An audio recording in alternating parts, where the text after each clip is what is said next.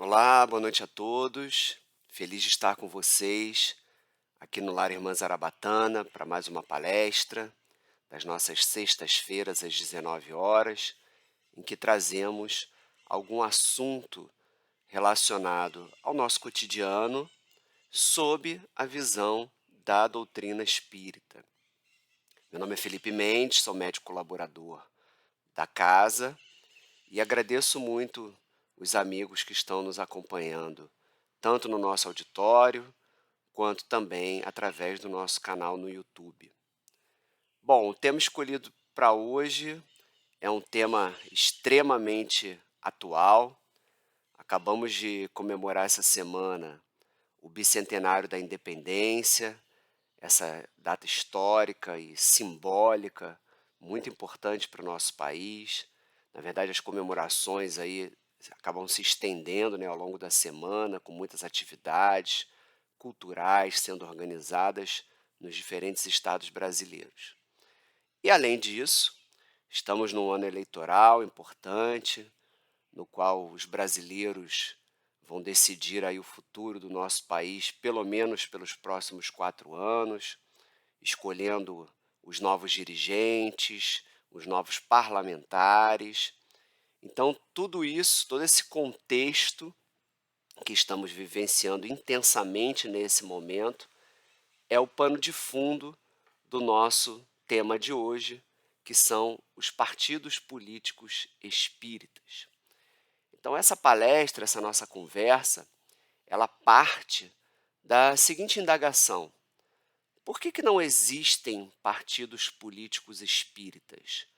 Ou se eles existem, pelo menos eu não encontrei nas buscas que eu fiz, se eles existem, né, por que não tem ainda uma grande eminência? E o espírita, ele deve se envolver em questões políticas? Outra questão: o espírita, ele deve se candidatar a um cargo eletivo? E mais ainda, as questões políticas, elas devem ser tratadas e discutidas dentro das casas espíritas? Ou mais, as casas espíritas deveriam ter um posicionamento político? Então a gente vai, nesses 30 minutos, tentar passar por essas questões. Claro, vamos olhar a doutrina, toda a doutrina não, né? Mas uma parte da doutrina espírita que vai nos ajudando a refletir sobre esse tema. Existem outros materiais interessantes também disponíveis na internet, como por exemplo, palestra do André Trigueiro, que a gente sempre recomenda que vocês possam complementar os estudos, aprofundar, afinal de contas, o bacana, o gostoso, né, da doutrina espírita é a gente ir investigando e se aprofundando, com isso, reunindo mais elementos para que a gente possa exercer a tal da fé raciocinada, né? Aquela fé em que nós vamos unir a nossa vontade, a nossa conexão com a espiritualidade, mas complementando com o crivo do nosso raciocínio, do bom senso, do que está disponível na literatura espírita e assim por diante. Bom, então vamos lá. A gente vai começar aqui pela Revista Espírita de 1862, que tem uma passagem que ela é bastante famosa e que acaba sendo o norte ou talvez o ponto de partida dessa discussão, né. Essa colocação que Allan Kardec fez na Revista Espírita de fevereiro de 1862 acabou gerando uma espécie de tabu ou de uma má interpretação em relação à combinação espiritismo e política. Então, Allan Kardec se pronunciava no seu texto dizendo o seguinte: também não vos deixeis cair nessa armadilha. Afastai cuidadosamente de vossas reuniões tudo quanto disser respeito à política e às questões irritantes. Nesse caso, as discussões não levarão a nada e apenas suscitarão embaraços. Então, a partir desse trecho, é que houve uma construção, um entendimento histórico de que espiritismo e política não poderiam se relacionar. E a gente vai, ao longo da nossa palestra, tentar desconstruir um pouquinho isso. Tá? Vamos aqui, então, à próxima passagem de um livro que eu, pelo menos, não vejo como muito citado, mas achei bem interessante, bem prático para quem está principalmente iniciando na doutrina espírita, também de Allan Kardec, que é o Espiritismo na sua mais simples expressão, né? Aquelas explicações básicas e fundamentais da doutrina espírita. Que lá no item 35, ele diz o seguinte: o objetivo essencial do espiritismo é o melhoramento dos homens.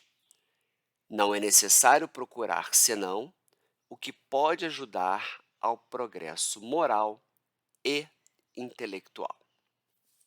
E se a gente for também lá no Livro dos Espíritos, do que eu brinco que é o nosso Google espiritual, né, onde vamos encontrar aí respostas para muitos dos temas da nossa vida, sejam temas espiritualistas, como também temas da vida prática. Questão 573. Kardec perguntava: em que consiste a missão dos espíritos encarnados? E a resposta da espiritualidade é: em instruir os homens, em lhes auxiliar o progresso, em lhes melhorar as instituições por meios diretos materiais. Pois bem, com essas duas questões, então, do Livro dos Espíritos e do Espiritismo, na sua mais simples expressão, a gente rememora, né, um tema que é muito apresentado e falado nas palestras espíritas, que é o objetivo principal de nós estarmos aqui encarnados: promovermos a nossa evolução moral e a nossa evolução espiritual, alinhada com o nosso melhoramento, nosso progresso intelectual.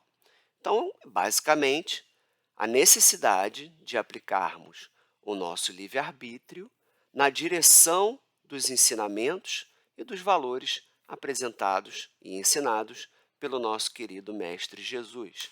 Então, a gente vai vencendo, né, as dificuldades da vida, vai se relacionando com as pessoas, vai vivenciando o nosso meio familiar, vivenciando o nosso meio profissional e aplicando nesse dia a dia toda a prática do amor, da caridade, da benevolência, da tolerância, todas as virtudes que nos foram ensinadas e que são esmiuçadas, detalhadas através principalmente da obra kardeciana, né, em especial do Evangelho segundo o Espiritismo. Então, esse é o nosso propósito individual, né? Através do nosso livre-arbítrio, crescermos, melhorarmos, evoluirmos. Pois bem, mas nós não vivemos sozinhos, não é verdade? No mínimo, vivemos numa relação familiar, mas todos nós vivemos numa sociedade. Nenhum de nós vive isolado, como um eremita ou no meio do deserto. Estamos nos relacionando e construindo essas bases morais conjuntamente. E qualquer melhoria, qualquer crescimento que seja alcançado, que seja construído dentro de nós mesmos, ele vai se refletir nas pessoas ao nosso entorno, como, por exemplo, os nossos filhos, né? Nós somos o exemplo para os nossos filhos. As nossas ações, modo de pensar, modo de agir, as coisas que falamos, elas são copiadas, elas são seguidas pelos nossos queridos filhos. Então, toda melhoria que fizermos em nós minimamente vai ser observada e vai ser aprendida pelas crianças. Mas também, quando damos o nosso exemplo, quando fazemos o nosso melhor, vamos contaminando positivamente as pessoas do nosso entorno. E com isso, vamos criando uma sociedade cada vez melhor.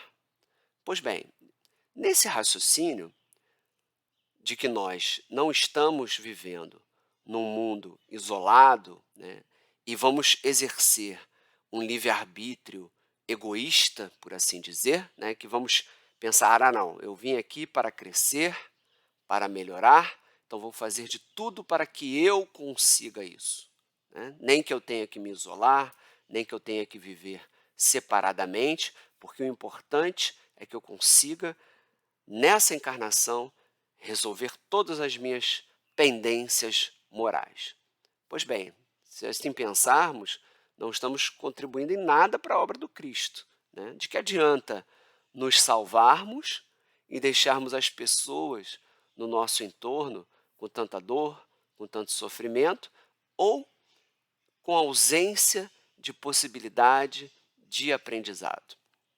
E é por isso, então, que a gente também, lá no Livro dos Espíritos, vai olhar a questão 766, que vai falar da vida em sociedade, né. É um tema um pouco mais abrangente dessa parte do Livro dos Espíritos, em que no momento introdutório, Kardec faz a seguinte pergunta, questão 766: "A vida social está na natureza?"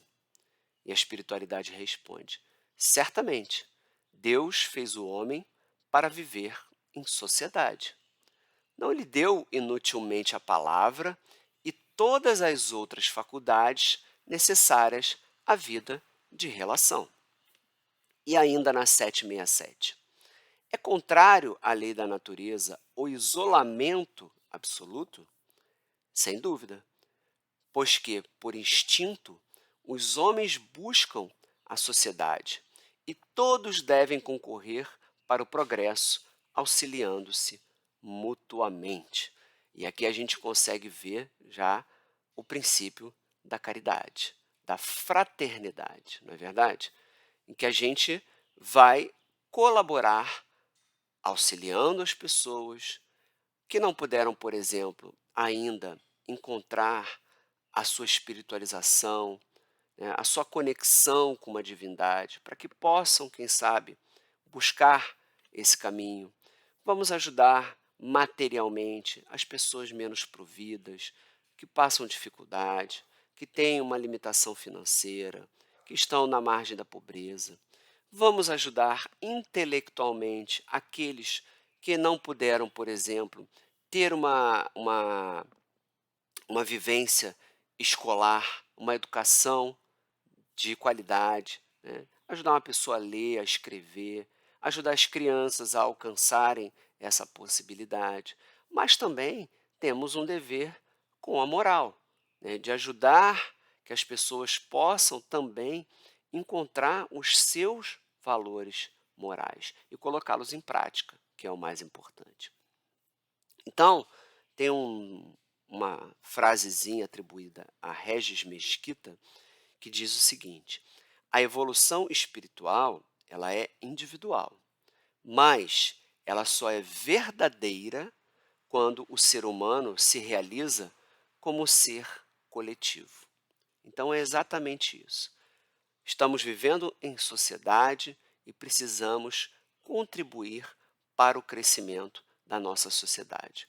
Afinal de contas, já que estamos aí no período eleitoral e de comemoração da independência, não gostaríamos todos nós de vermos o nosso país progredindo cada vez mais, a nossa sociedade progredindo cada vez mais, né, conseguindo vencer a dificuldade da violência, da pobreza, os problemas na saúde, os problemas na educação, né? Todos nós temos esse desejo de ver o nosso país evoluir, de termos uma sociedade baseada na ética, baseada na fraternidade, na igualdade.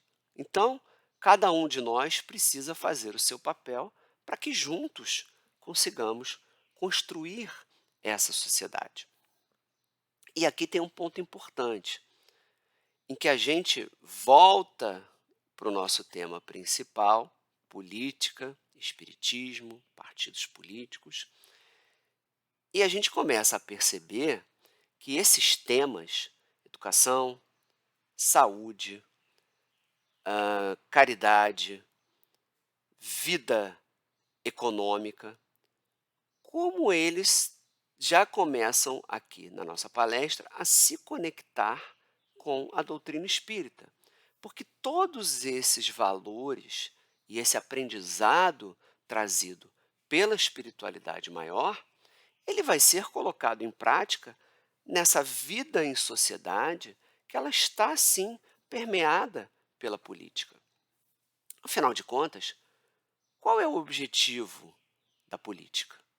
A política vem trazer uma série de regramentos, né, de organizações para pessoas que vivem numa sociedade, que vivem em coletividade.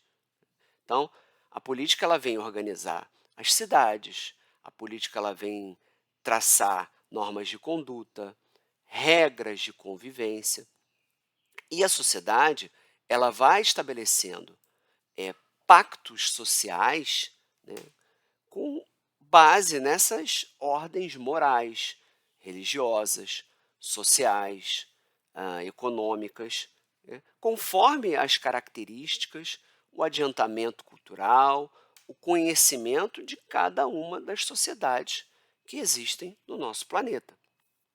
E o Espiritismo, com os seus aspectos de ciência, filosofia e religião, né, que romperam os paradigmas no momento em que ele surge, ele vai trazer então uma visão progressista, né, dessa moral. Ele vai romper aqueles conceitos conservadores daquela sociedade na época e vai dizer: olha bem, essas questões aqui da vida em sociedade e da política, elas precisam ser observadas de um outro ponto de vista, sob a lei de ação e reação, sob a lei de afinidade, sob a lei de progresso moral e todas as outras que nós conhecemos. E exigindo do homem uma transformação íntima, moral, que vai refletir na sociedade. Então a gente começa a perceber que as questões sociais e políticas, elas fazem parte, sim, da vivência espírita. E quando a gente vai no Livro dos Espíritos, e se vocês forem na parte final do livro, vocês vão perceber que lá tem um índice temático. Vocês podem verificar lá que há uma organização por tópicos em temas e as respectivas perguntas que estão no Livro dos Espíritos que tratam daqueles temas. Então a gente verifica que o Kardec abordou muitas questões que envolvem a política. E eu captei aqui algumas delas, né, alguns pequenos recortes, que a gente percebe isso. Por exemplo, ele tratou de igualdade dos direitos do homem e da mulher, da necessidade da vida social, que nós vimos ali na pergunta 766, da escravidão, da poligamia, da pena de morte, do divórcio, do aborto. Muitas questões que estavam sendo debatidas na sociedade francesa daquela época, mas que até hoje nós estamos discutindo e estamos usando essa mesma base moral, barra religiosa, barra filosófica, trazida pela espiritualidade para pensarmos e aplicarmos no nosso cotidiano. Então, a gente observa que as ideias trazidas pela espiritualidade naquela época, como elas rompiam com muitos conceitos até então praticados por a sociedade daquele tempo, elas, podemos chamá-las, né, de ideias progressistas, porque elas propunham uma transformação social.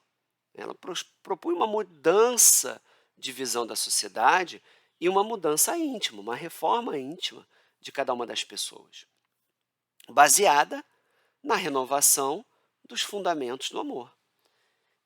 E essa mudança, ela estava associada não só à necessidade de um crescimento individual, mas também à construção de uma sociedade que iria alcançar um novo mundo, um mundo de regeneração, um mundo mais feliz, em que todos esses valores eles seriam realmente praticados e vividos pela sociedade, onde nós vamos conseguir construir uma coletividade em que haja pouco ou nenhum sofrimento, pouco ou nenhuma desigualdade, né?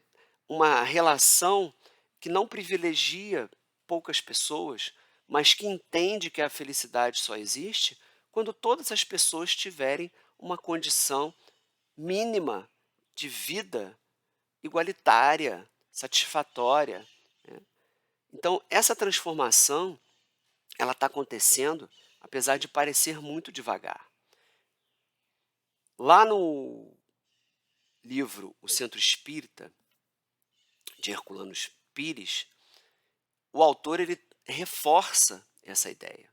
E tem uma seguinte passagem que diz: o espiritismo se liga a todos os campos das atividades humanas, não para entranhar-se neles, mas para iluminá-los com as luzes do espiritismo. Servir o mundo através de Deus é a sua função. Então, meus caros, começando a responder as primeiras perguntas, né, que nós fizemos na abertura da palestra, podemos afirmar que sim, é importante que as casas espíritas discutam questões que estão relacionadas à nossa vida e à política. E mal ou bem, né, a nossa casa, por exemplo, está fazendo isso quando traz questões do cotidiano a partir da visão espírita. Por exemplo, o suicídio, o aborto, as relações familiares, são questões que têm relações políticas. Pensem bem, não existem leis que a coletividade construiu para regular, para controlar, limitar as questões, por exemplo, do aborto. Então, isso passa sim por política.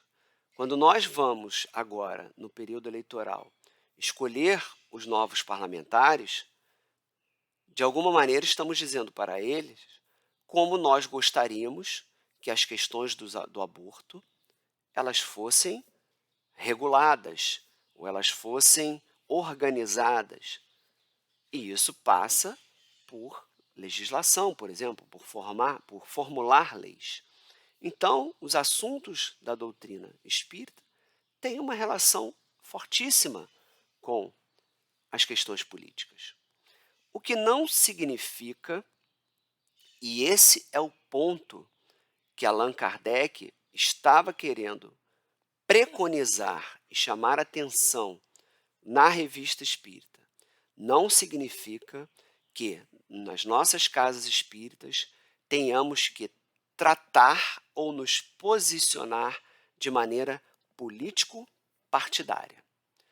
A casa espírita não é o espaço para posicionamentos partidários, posicionamentos de candidatos, busca por votos, pedidos de filiação partidária, etc, etc. Por quê?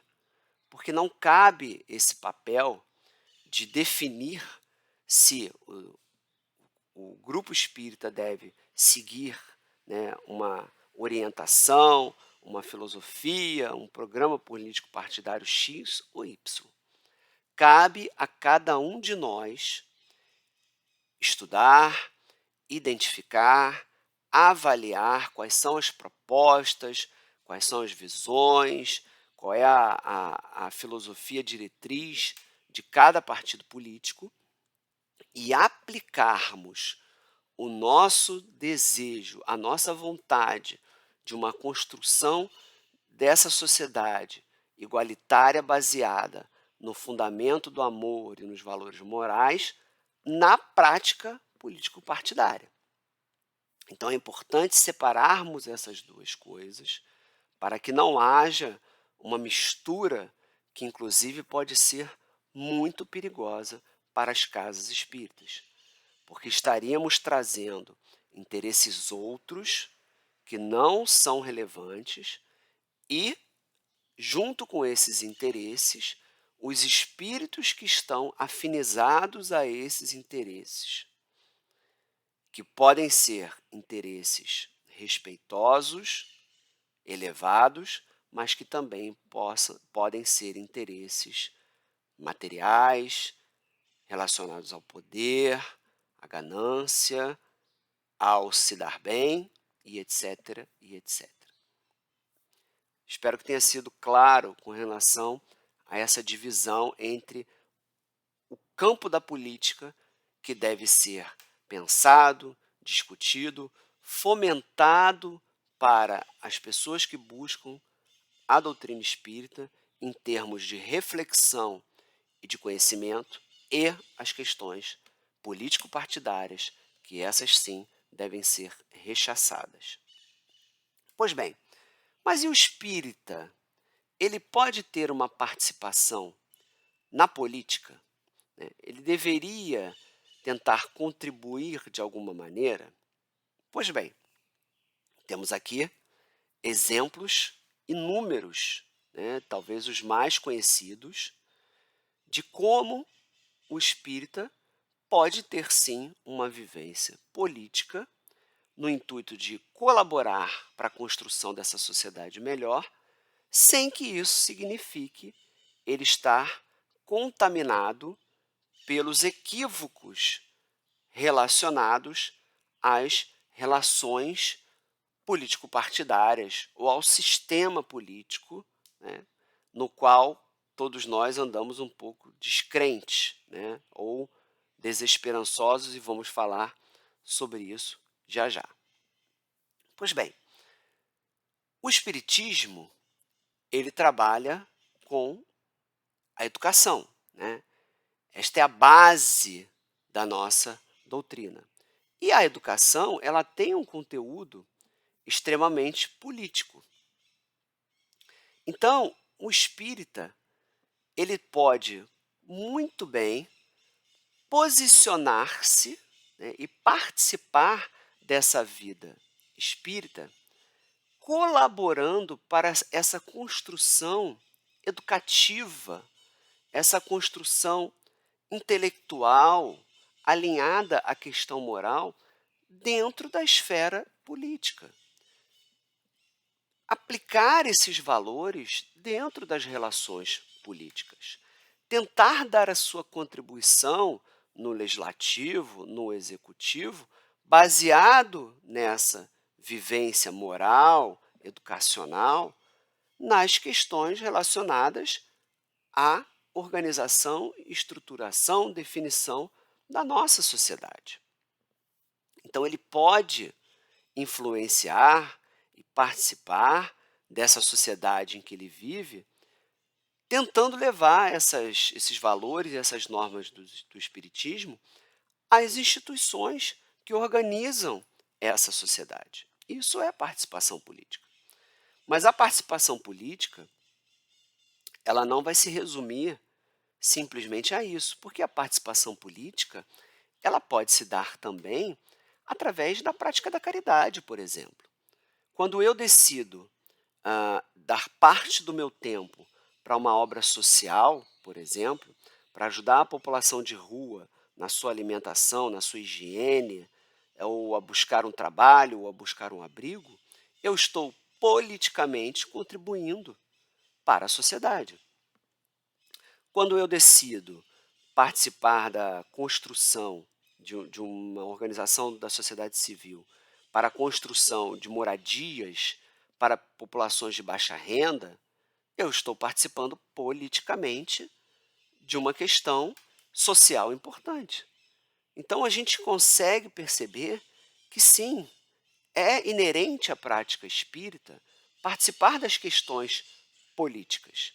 E isso não significa que aquela pessoa ela esteja, sob uma falsa ilusão, ou estamos desconfiando dela porque ela está se envolvendo com a política. Não, não é nada disso. Vamos lembrar aqui alguns exemplos importantes. Doutor Bezerra de Menezes talvez seja o exemplo mais eminente, né, mais importante que a gente conhece, apesar de ser conhecido principalmente como o médico dos pobres, teve uma atuação importante na política.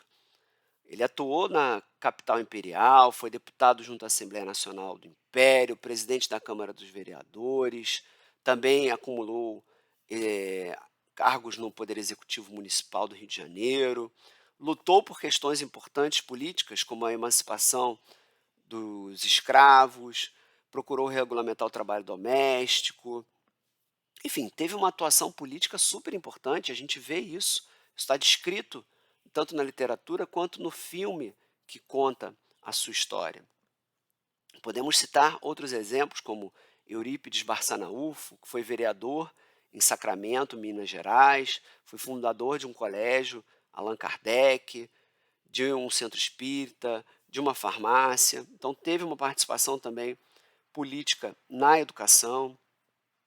Aristides de Souza Espínola, que foi um deputado provincial pela Bahia, também atuou na capital imperial junto à Assembleia Nacional do Império, era um abolicionista importante, foi presidente da província de Goiás e foi presidente da FEB.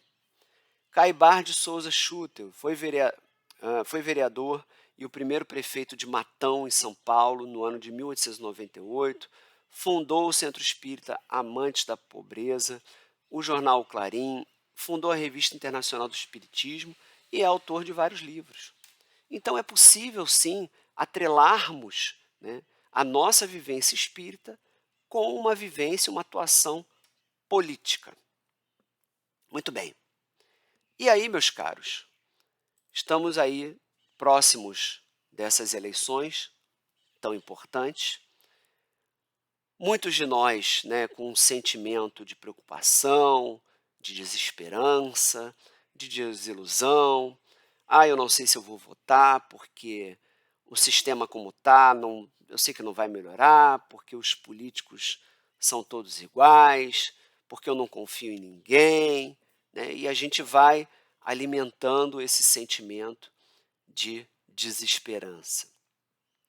Então, nós precisamos, com base no que vimos aqui e com o que o Evangelho de Cristo tem nos ensinado, também nas questões políticas, renovar a nossa esperança, renovar a nossa fé, renovar o nosso otimismo.